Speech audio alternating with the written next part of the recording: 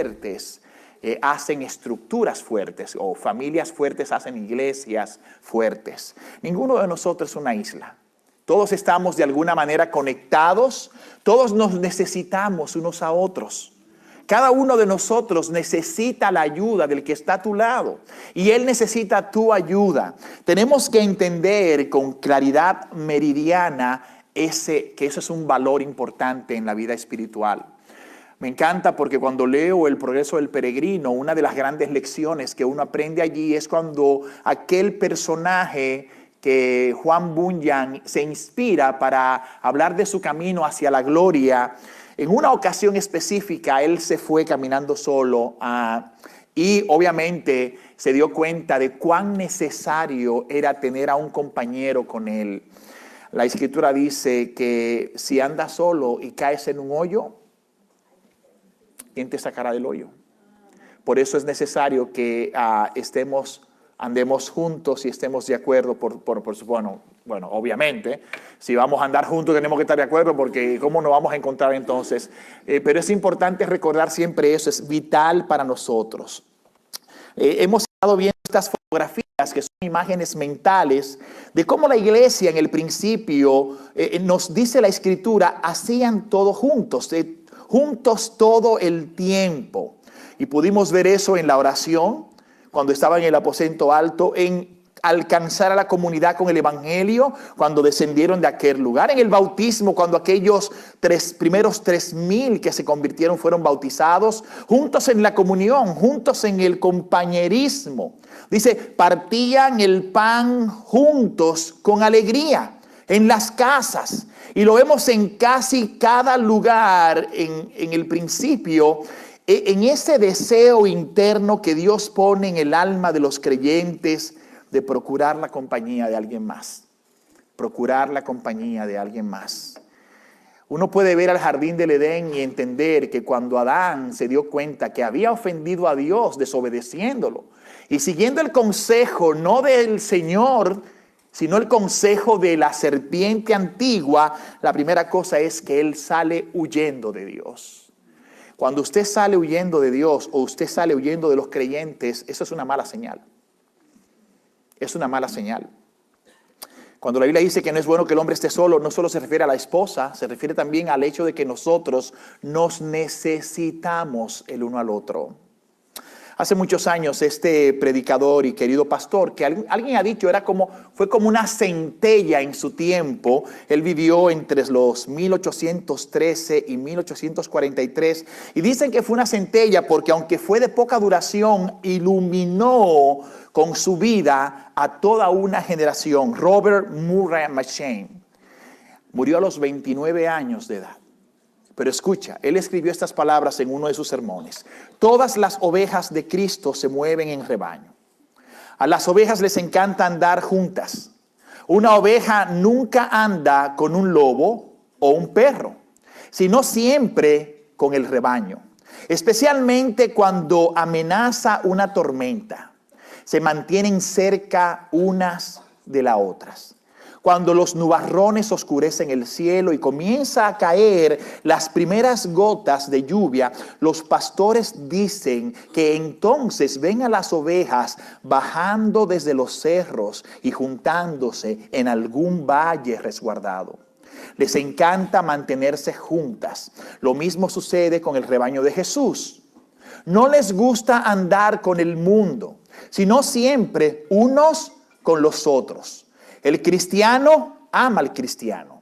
Tienen la misma paz, el mismo espíritu, el mismo pastor, el mismo rebaño en los cerros de la inmortalidad, especialmente en el día oscuro y nublado, como tarde o temprano lo será. Las ovejas de Cristo se sienten, escucha, impulsadas sobrenaturalmente a ese deseo de estar juntas, reír juntas, llorar juntas. Les encanta orar juntas, cantar alabanzas y esconderse juntas en Cristo. Hermosas palabras. Mi primer punto en la mañana de hoy es ese: el pecado siempre buscará aislarnos. La Biblia habla de que nosotros como creyentes hemos sido llamados para ser miembros de una familia que tiene en común muchas cosas. Nosotros, como una expresión pequeña de la gran familia de Dios, de esa iglesia universal que está formada por todos los miembros de la raza humana, específicamente nosotros que estamos en este lugar, somos llamados a mantenernos juntos y a procurar el bien los unos de los otros. Yo sé que en nuestra naturaleza caída hay ciertos peligros que nos amenazan. Hay una inclinación de concentrarnos muchas veces en nuestras propias necesidades, en nosotros mismos. Creernos incluso en una locura que no tiene parangón, que somos superiores a los demás. Y, una palabra un poco extraña, alienarnos o separarnos o escondernos, huyendo de los otros y viviendo bajo el lema de Caín. El lema de Caín. ¿Recuerdas ese lema? Cuando Caín huyó de la presencia de Dios, dijo estas palabras: de tu presencia me esconderé y seré vagabundo y errante en la vida. Génesis 4:13. Es decir, había un deseo en el corazón de Caín que ahora se considera la víctima, no el victimario. ¿Te das cuenta cómo la mente humana trabaja? Él ha matado, acaba de matar a su hermano y ahora él se queja por el posible trato que va a recibir debido a su extravío. Entonces él asume el papel de víctima y le dice a Dios: oye, cualquiera que me vea me matará, eso no es justo. Pero él acaba de matar a su hermano. El pecado nos hace creer que somos las víctimas, cuando muchas veces todavía la sangre no se ha secado en nuestras manos, cuando hemos atentado contra la vida de otro. Hay una frase en el refranero español que es muy conocida, en la que se le advierte a la prenda de fantasía que se ufana de ser oro: date brillo, cadenita, que tu mojo llega pronto. Hay varios ejemplos en la Biblia. Yo quiero que nos fijemos en dos ejemplos de lo que significa cómo el pecado busca aislarnos y cómo el pecado busca separarnos. A veces haciendo que nosotros nos veamos como víctimas cuando realmente no lo somos. Incluso destacando virtudes en nosotros que superan nuestros defectos según nuestra propia opinión. ¿Cómo se veía la iglesia de la Odisea a sí misma? Dice el texto: porque dices, dice Cristo, ellos hablando, soy rico, me he enriquecido y de nada tengo necesidad. Es decir, que a sus propios ojos, la iglesia de la Odisea era sin dudas, no necesitaba nada en absoluto. Y dice Cristo: pero no sabes que eres un miserable y digno de lástima, y pobre, ciego y desnudo. Te aconsejo que de mí, dice Cristo, compres oro refinado por fuego, para que te hagas realmente rico, y vestiduras blancas, no de las vestiduras que se blanquean con cloro, sino las que se blanquean en la sangre del Cordero, para que te vistas y no se manifieste la vergüenza de tu desnudez, y colirio para ungir tus ojos, para que puedas ver, porque eres ciego. Cuando uno se ve a sí mismo, como la iglesia de la Odisea, un duchado de virtud, sin defecto, hay que preguntar al único que realmente conoce el corazón, ¿cuál es realmente nuestro estado espiritual? Porque una de las cosas que el pecado hace es que nos engaña. Engañoso es el corazón y perverso, ¿quién lo conocerá? Y la Biblia responde: solo Dios conoce el corazón. En el capítulo 4 de Corintios, Pablo golpea fuertemente el falso estado de satisfacción que sentían estos hermanos. muy a pesar del deplorable estado de su condición espiritual. Mira conmigo 1 Corintios el capítulo 4. ¿Qué es lo que estamos tratando de mostrar, de probar en este punto? Es que el pecado tiene la particularidad no solo de aislarnos, pero de hacernos pensar que ya no necesitamos nada más. Dice 1 Corintios 4, 7 al 9, y es Pablo hablando en un lenguaje que está reflejando lo que ellos sentían. Hay un poco de ironía en el lenguaje de Pablo, porque dice Pablo, hablando de cómo ellos se sentían, ¿quién te distingue? ¿O qué tienes que no recibiste? A ver, y si lo recibiste, ¿por qué te jactas como si no lo hubieras recibido? Y he aquí el lenguaje, ¿ya estáis saciados? ¿Ya os habéis hecho ricos? ¿Ya habéis llegado a reinar sin necesidad de nosotros? Y ojalá hubierais llegado a reinar para que nosotros reinásemos también con vosotros. Esta mañana mientras orábamos en los grupos decíamos, mientras estábamos delante del Señor, la oración del salmista era: Señor, ¿qué más deseo en la tierra sino a ti? Padre, ¿qué es lo que yo quiero? ¿Con qué quiero yo llenar mi corazón? Nosotros que estamos en el mundo sabemos que constantemente el mundo nos está ofreciendo sus manjares. Y, ojo, algunos de ellos lucen muy apetitosos. Y nosotros tenemos que batallar con nuestros deseos para no sentarnos en la mesa del mundo solo para descubrir que lo que el mundo ofrece es basura. Cuando el salmista ora diciendo: Señor, pero ¿qué es lo que más deseo en la vida? Si yo lo único que deseo eres tú.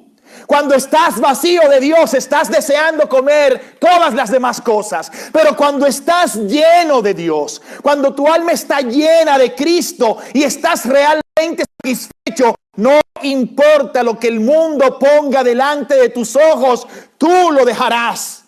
Porque no hay lugar para ti para colocar allí nada que el mundo ofrezca.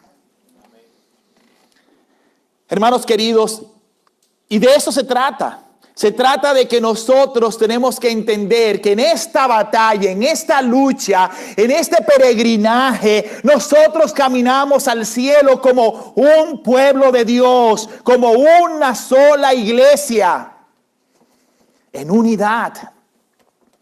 Y es en ese contexto y por esa razón que Dios nos exhorta a vivir juntos como iglesia, pues es allí donde todos estos males son apropiadamente corregidos de dos maneras: por la directa exposición de la palabra, como pasa cada domingo cuando nosotros nos sentamos allí en algo que parece tan simple.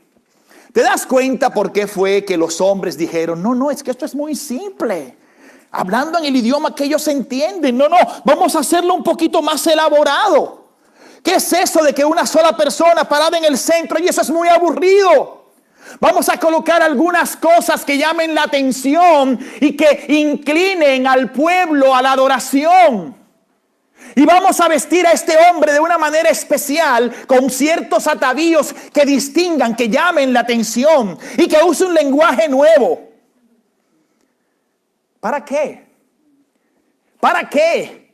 Si lo que la Escritura dice que esta es la manera así simple y sencilla como Dios habla al corazón del pueblo, por exponer la palabra del Señor. Amén. Mientras que Pedro está pensando en hacer 3 enramadas, quedarse allá en el cielo y olvidarse del resto de las personas, Dios le dice: este es mi Hijo amado, a Él oíd.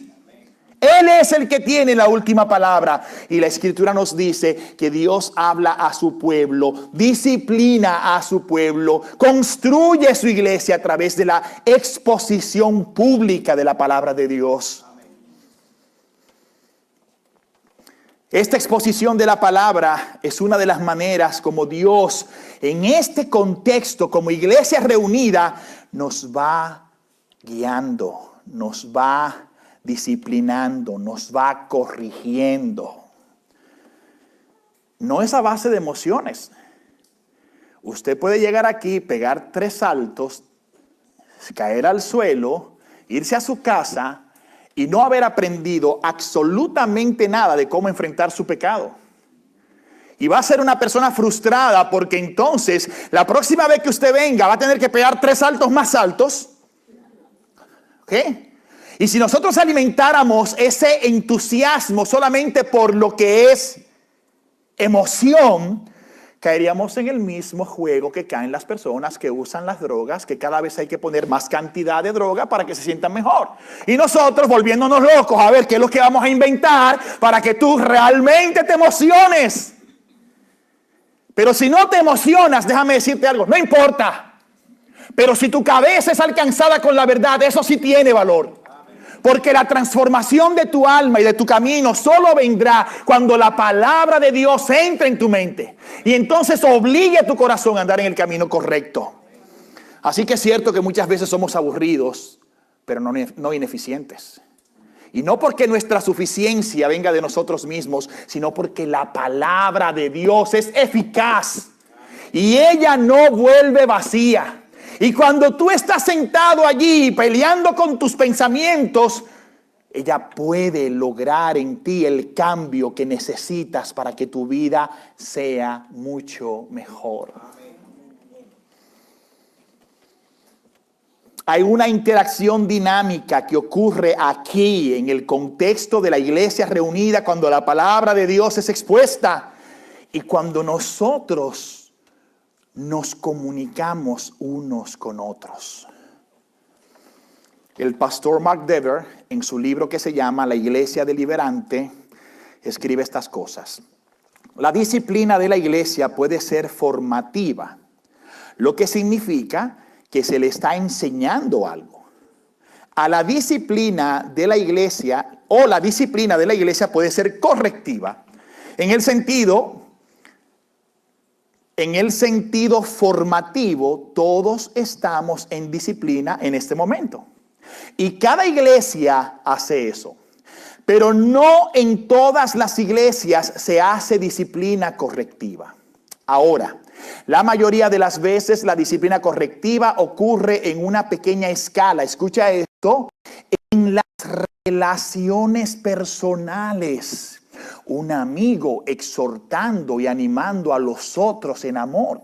La persona que recibe la corrección y se vuelve más consistente como cristiano es la meta de esta relación. Esto debería ser normal, y una parte normal de la vida de todos los cristianos es el que confesemos nuestros pecados el uno al otro, vivir de forma transparente, quitándonos el ropaje de pretender lo que no somos y con amor ayudar a los demás a seguir a Jesús. Ahora, en términos de porcentajes, en el culto donde hoy estás, es que tú recibes una mayor disciplina formativa. Aquí, mientras estás aquí sentado. Pero ¿sabes dónde ocurre la mayor parte de la disciplina correctiva informal? En lo que la Biblia llama el ministerio de los unos a los otros, en los pequeños grupos. En los pequeños grupos. Es ahí entonces, y ese es mi segundo punto, cuando lo bueno no es suficientemente bueno. ¿A qué me refiero? Bueno, vamos a analizar juntos esta verdad.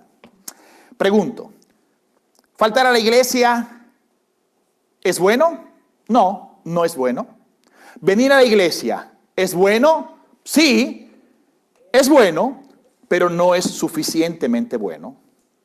Venir a la iglesia y asistir al grupo pequeño o bíblico es suficientemente bueno, ¿sí o no? Claro, porque ahora tienes las dos cosas que están trabajando a tu favor. Es decir, tienes un 50% o un porcentaje que viene directamente de acá y tienes un porcentaje que va directamente de tu reunión con el grupo pequeño. ¿Por qué estoy exponiendo a este punto? Bueno, porque muchas veces nosotros somos muy buenos para justificar lo que nosotros consideramos ya es suficiente. Yo creo que ya tengo demasiado bueno conmigo. Ya no hay espacio para ir hacia adelante. No, y no es así. Nosotros tenemos que entender, hermanos, que estas son herramientas que Dios atrae a nuestras vidas para que seamos cada vez más como Cristo. Esta es la razón por la cual la palabra de Dios nos enseña que hombres como el apóstol Pablo le dice: no he negado enseñaros a vosotros todo el consejo de Dios, no solo públicamente, sino también en las casas. Cuando yo me expongo no solo a la disciplina formativa, pero también a la correctiva, pasan hermosas cosas en nuestras vidas. En el primero yo recibo la instrucción y en el segundo me da la oportunidad de practicar lo aprendido. ¿Usted cree que sí, con 50 minutos que nos sobran después de la reunión, hay alguna oportunidad de practicar la paciencia entre nosotros? Bueno, perdón, no me tomen a la ligera. En algunos casos sí. Pero realmente es cuando pasamos tiempo juntos que nosotros podemos practicar la verdad aprendida.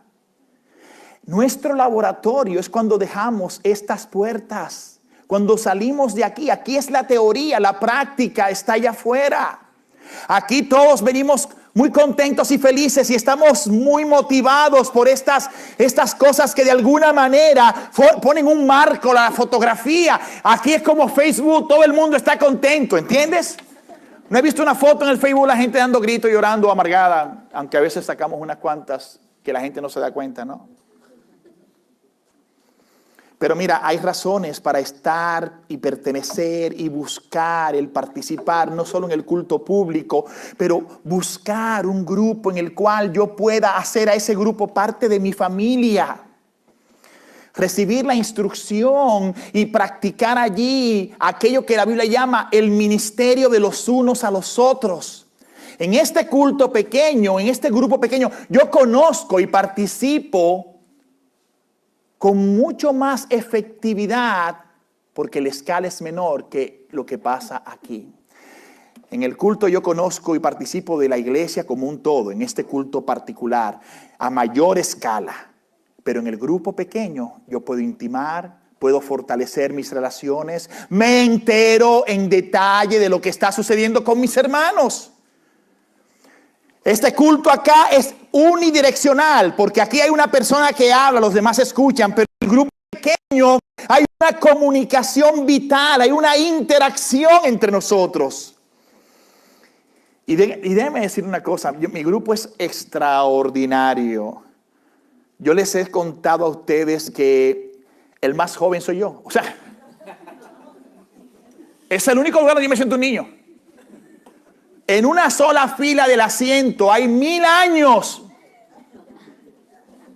Y bueno, nos llegaron 3 niñas, gracias a Dios, porque ya eso significa que no vamos a perecer dentro de poco.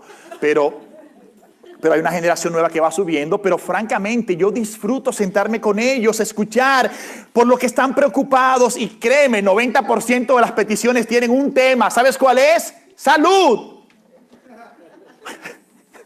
Claro. No como los otros grupos cuando hay jóvenes, no, que el trabajo, no, porque que voy al gimnasio, entonces viene con un dolor aquí en la espalda, y entonces son cosas diferentes. Cuando tú entras a este grupo, ya tú sabes, tú entras en una especie de catarsis. Tienes que moverte lentamente. Tienes que moverte lentamente. No, porque si no, no te captan, ¿eh? Pero lo disfruto. Lo disfruto. Y ese es el grupo que sale a cantar navidades a las casas de los hermanos mientras los otros jóvenes están viendo Netflix. Ese es el grupo que dice, ¿sabes qué? Vamos a ponernos las pilas para nosotros ser el grupo modelo. Hay algunos ejemplos en cuanto a lo que es bueno, pero que no es suficientemente bueno. Venir a la iglesia, te felicito, es una bendición. Cuando alguien te da tu hoja de descripción en cualquier lugar, en el trabajo, y te dice, mira, tú tienes 5 obligaciones que cumplir en el trabajo y las 5 las haces bien, la pregunta es, ¿cómo debes considerarte a ti mismo si estás cumpliendo con tu deber? Claro, el mediocre nunca cumple con su deber. Le dan 5 y hace una, ¿verdad? Olvídate de ese, no estamos hablando de ese. Tú eres responsable y de las 5 cosas que hacer, las hace las 5. Pero ¿sabe lo que dice Cristo? Cuando has hecho lo que tienes que hacer, considérate simple y llanamente como un siervo que hace lo que tiene que hacer. Pero cuando de las 5 tú te esfuerzas y haces 2 más que no te corresponden, esa es la diferencia. Ahí está la diferencia. Bueno, Saúl es un personaje que es bien interesante. Algunos ejemplos de cuando bueno no es suficientemente bueno, Saúl es uno de ellos. Mira conmigo, 1 Samuel, el capítulo 15, y recuerda cómo Saúl fue comisionado por Dios para tomar venganza de sus enemigos.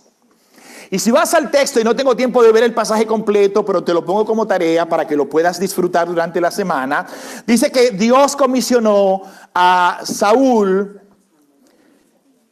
y esto fue lo que dijo: ve ahora y ataca a Amalek y destruye por completo todo lo que tiene. No te apiades de él, antes bien da muerte tanto a hombres como a mujeres, a niños de pecho, a bueyes, a ovejas, a camellos, asnos, etcétera. Y no vamos a entrar en detalle de que wow, qué malo era Dios. Eso es un disparate. Dios es el dueño de todo y Él hace lo que Él quiere y nadie puede detener su mano. Así que eso no entra en discusión. Pero fue Saúl. Se llevó el ejército, eso era bueno. Escuchó al profeta, eso era bueno. Buscó a la gente y se fue. Y allá a donde Dios lo mandó, eso era bueno. Pero regresó y se evaluó a sí mismo, según el verso 13. Entonces Samuel vino a Saúl y Saúl le dijo: bendito seas del Señor, he cumplido el mandamiento del Señor. A sus propios ojos él había hecho bueno suficiente.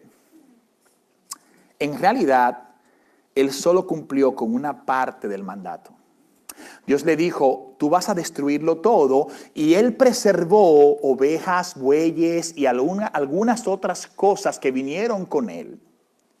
Y cuando él está hablando con el profeta y él dice estas palabras, el profeta le dice: ¿qué es este bramido de ovejas que yo oigo? Porque se supone que tú no debías haber traído nada. Tú debiste haber hecho lo que te mandé.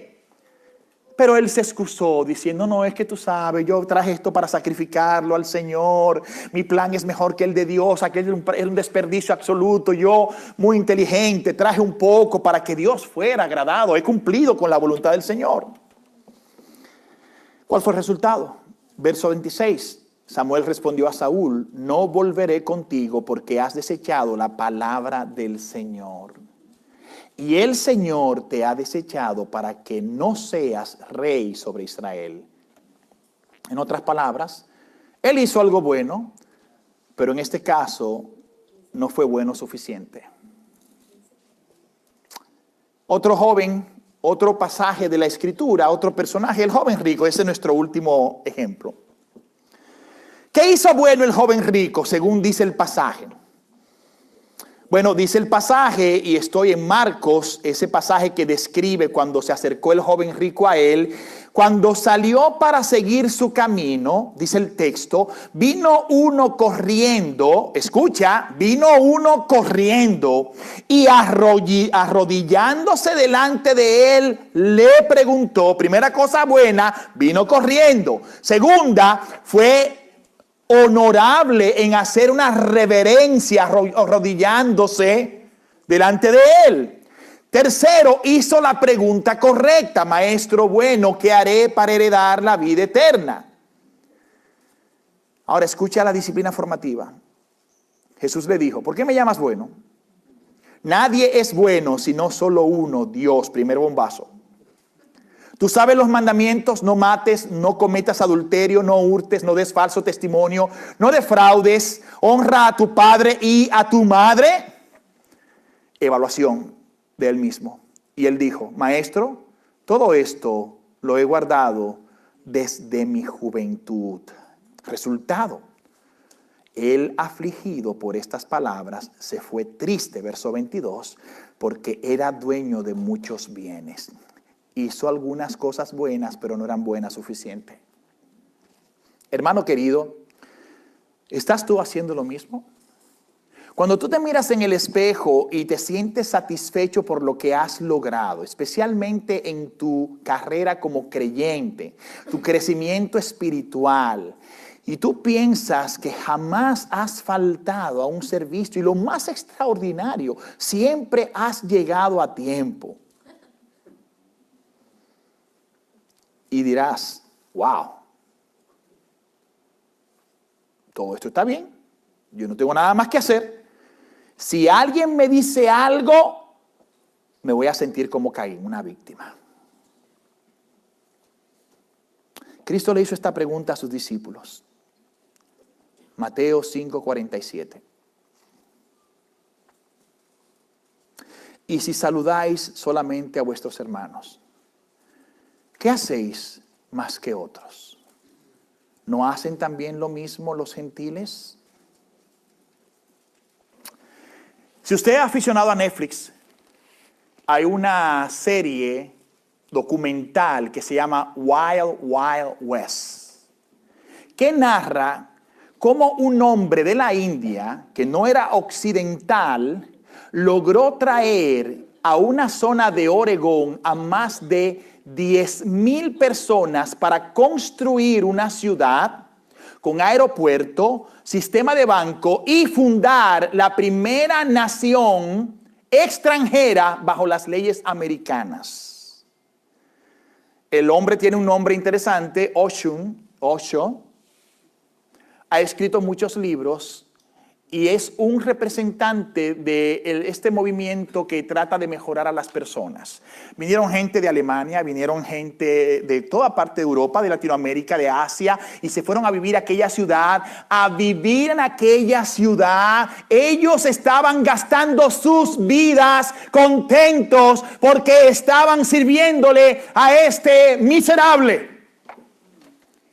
Él hablaba con frecuencia con ellos mientras estaba en la India, pero una vez llegó a territorio americano, no abrió su boca por 3 años. Te pregunto, ¿cuántos se fueron de allí? No, había gente haciendo fila para entrar. Y ni siquiera hablaba con la gente. Sí, claro, en un mundo acostumbrado al mal, con un oído educado por el mal, ¿qué creemos que va a pasar? Pero ¿sabes qué? Es extraordinario que esa gente pudieron construir una propia ciudad con su sistema de alimentación, sembrando frutos, con su represa, con sus plantas eléctricas, con todo lo que necesitaban para satisfacer simplemente el anhelo de este hombre mortal que no sabía absolutamente nada de Dios. Y la gente vivía en un éxtasis. Oh, qué felicidad. Oh, estoy caminando en el aire. Tenían todos aquellos ritos que le dan, que sentían euforia y todas aquellas cosas. Tenían práctica de sexo libre y por alguna razón había tantos hombres en aquel lugar. La ciudad se sintió amenazada. El país se sintió amenazado. El país. ¿Saben lo que tuvieron que hacer? Buscar la manera de sacarlos de acá. Y para eso le dieron el trabajo a migración. Pero ¿saben cuál era el poder de estas personas? ¿Dónde radicaba el poder? El poder radicaba en que ellos se mantenían, ¿sabes cómo? A pesar de estar engañados. El poder de estar unidos. Cordón de 3 dobleces no se rompe con facilidad. Ay del solo, mal le irá. Amado hermano mío, si vienes al culto el domingo solamente, ¿Qué hacéis de más? Es bueno, pero no es suficientemente bueno.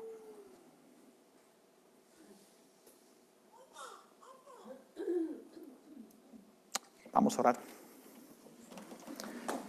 Nos ponemos de pie.